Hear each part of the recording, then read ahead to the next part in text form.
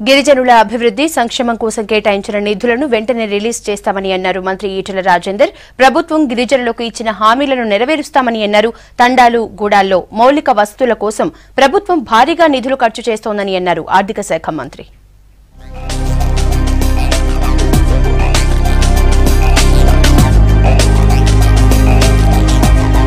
గిరిజనుల సంక్షేమమే ప్రభుత్వ లక్ష్యమన్నారు మంత్రి ఈటెల రాజేందర్. సచివాలయంలో గిరిజన అభివృద్ధి సంక్షేమంపై మంత్రి చందులాల్ అధికారులతో కలిసి సమీక్ష నిర్వహించారు ఆర్థిక శాఖ మంత్రి. గిరిజన సంక్షేమం కోసం ఎన్ని నిధులైనా ఖర్చు చేసేందుకు ప్రభుత్వం సిద్ధంగా ఉందన్నారు మంత్రులు. గతంలో గిరిజనులకు ఇచ్చిన హామీలన్నీ నెరవేర్చుతుందన్నారు.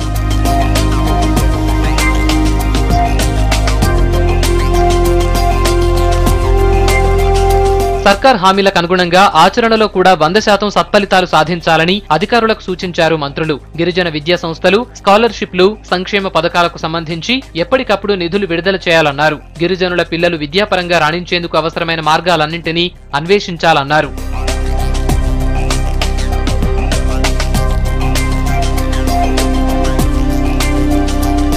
కార్పొరేట్ పాఠశాలలకు ధీటుగా గిరిజన విద్యా సంస్థలు ఫలితాలు సాధించాలని అధికారులకు సూచించారు మంత్రులు.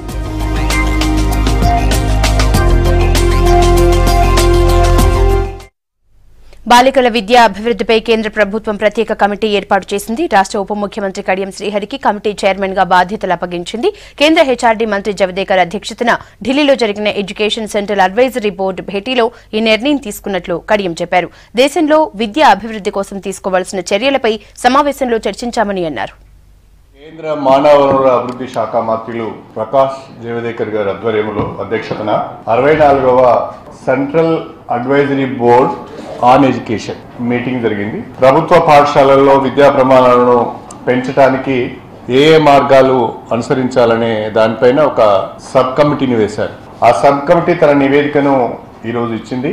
నో డిటెన్షన్ పాలసీ పైన చర్చ జరిగింది. తెలంగాణ ప్రభుత్వం మరికొన్ని రాష్ట్రాలు కూడా నో డిటెన్షన్ పాలసీని ఎత్తివేయడం ద్వారా విద్యా ప్రమాణాలు పెరుగుతాయనేది వాస్తవం కాదు చెప్పి తెలంగాణ ప్రభుత్వం తరఫున మనం ప్రజెంట్ చేయడం జరిగింది. నో డిటెన్షన్ పాలసీ పైన నిర్ణయం తీసుకునే అధికారాన్ని రాష్ట్ర ప్రభుత్వాలకే ఇస్తూ ఈరోజు కేబ్ మీటింగ్ ఒక ప్రధానమైన నిర్ణయం తీసుకోవడం జరిగింది. టీచర్స్ యొక్క ట్రైనింగ్ మెథడాలజీని కూడా ప్రస్తుత అవసరాలకు అనుగుణంగా మార్చవలసిన అవసరం ఉన్నది.